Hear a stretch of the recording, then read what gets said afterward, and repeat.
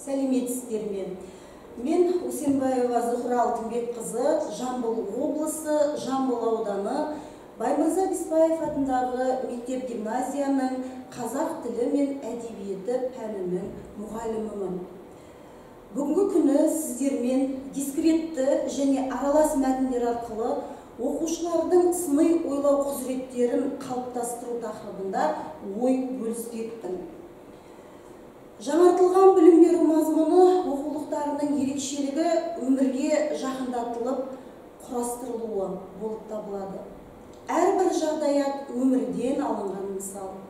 Оқулықтың құрылымы оқушылардың оқу ептіліктері мен оларға сәйкес әрекеттерін анықтауға негізделген. Оқу сауаттылығы адамның ақпараттың мазмұнын бағалау, түсіну, интерпретациялау қабілеті болып табылады. Міне осы қабілеттер оқушының басты оқырмандық құзыреттілігі, оның коммуникативтік дағдыларын анықтайды. Мәтін форматтары бойынша тұтас, дискретті, аралас және құрама мәтін болып төртке бөлінеді.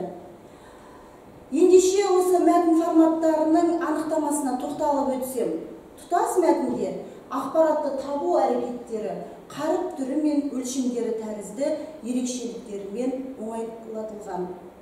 Аралас мәтіндер тұтас және дискретті мәтіндердің түрлерін біріктіреді.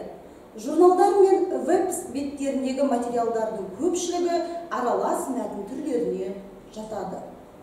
Дискретті мәтіндер оқу дағдыларының кейбір әрекеттерін талап етеді. Олардың мазмұнында диаграмма, кесте, график және хабарландыру түріндегі материалдарды қамтиды. Құрама мәтін әрқайсысы бір-біріне тәуелсіз және бірнеше мәтіннен құрастырылған, негізгі ойы аяқталған мазмұндағы форматта беріледі. Ал ендеше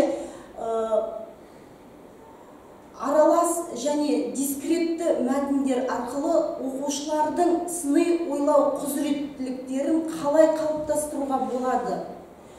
Сіздерге мен қазір электронды қосымша бет берілген кестені ұсынғым келіп отыр.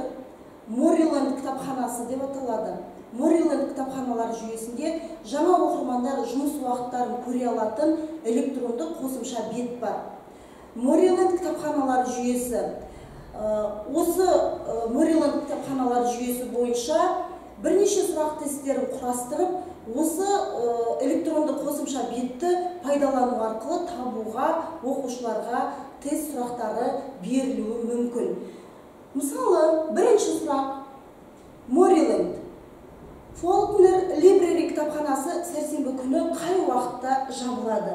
Бұл сұрақтың жауабын оқушылар электронды қосымша бетке қайтадан оралып, осының ішінен жауабын табады. Демек, ол сағат 5-те жабылады. Мінеки, дұрыс жауабын қарап жүрейік. 17:00 немесе сағат 5-те дұрыс жауабында.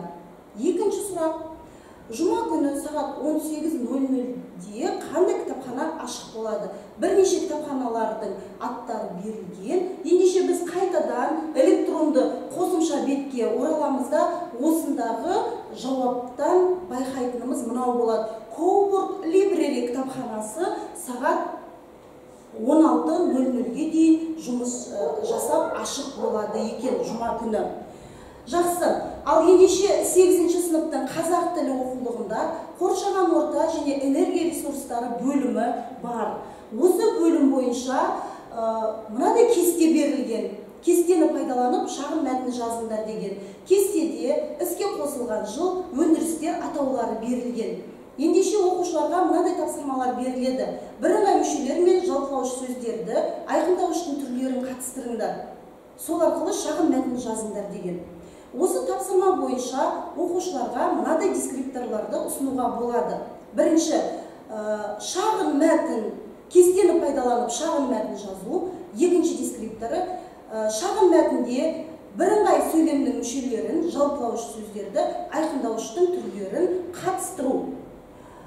Ал ендеше оқушылардың ұсынған жұмыс өнімін тыңдап көріңіздер. тұрғындары деп аталады шағын мәтін. 1950-1960 жылдары Жезқазған жылу электр орталығы, Өскемен ГЭСі, Бұқтырма ГЭСі барлығы іске қосылды. Бұл сөйлемде өздеріңіз байқап отырғандарыңыздай, сөйлемнің бірыңғай мүшелерін барлығы деген жалпылауыш мүше жалпылап көрсетіп отыр.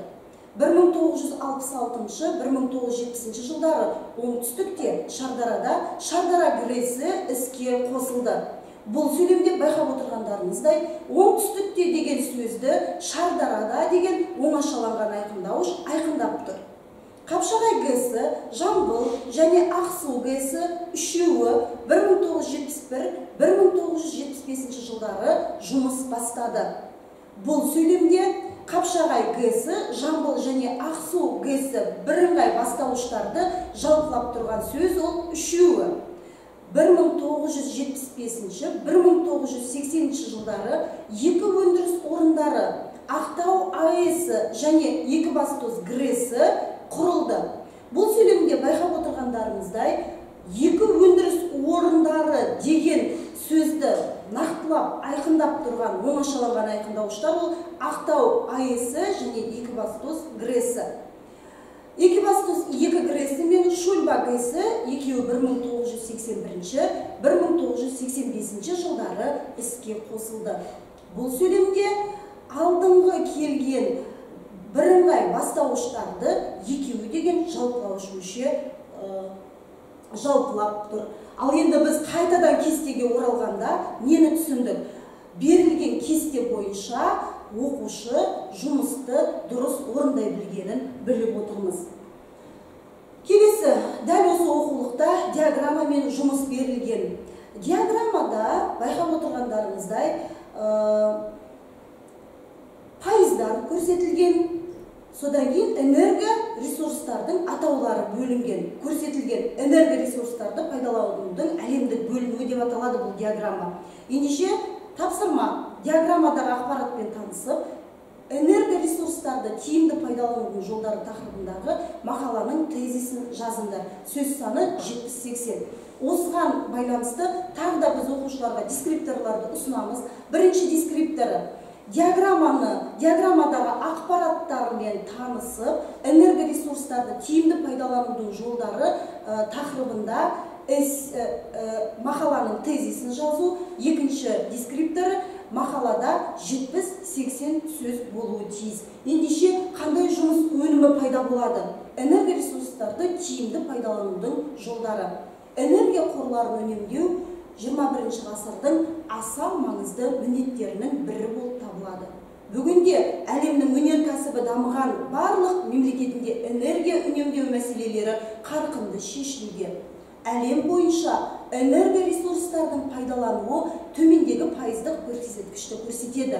Мұнай 34-8%, көмір 29-4%, табиғи газ 23-2%, жаңартылмалы энергия 6-6%, ядролық энергия 5-4%-ді құрайды. Әлемдік энергоресурстарды тиімді пайдалану арқылы біз энергоресурстардың қорын ұзақ жылдарға жеткізуге мүмкіндігіміз бар. Алдыңғы диаграммадағы берілген дескрипторларға сүйене отырып, біз мәліметтерді қамтып, сөз саны 70-80 көлемінде энергоресурстарды тиімді пайдаланудың жолдары тақырыбында мақаланың тезисін жаздық. Ендеше, дискретті және аралас мәтіндермен жұмыс жасау арқылы оқушылар мәтінге көз жүгірте қарап, негізгі ойды анықтау, мазмұнын түсінуі, қажетті мәліметтерді табу және таңдай білуі, синтез және талдау дағдысы, мәселені шешу және айқындауы, ақпараттың нақтылығын анықтау мен сапасын бағалай білу артады. Қорытындылай келе, білім алушылардың әртүрлі форматта берілген мәтіндермен жұмыс істей алу ептілігін, ақпаратты біріктіру мен ұғына білу дағдысын және сыни ойлау құзыреттерін көрсете білуіне мүмкіндігі басым. Назар қойып тыңдағандарыңызға рахмет.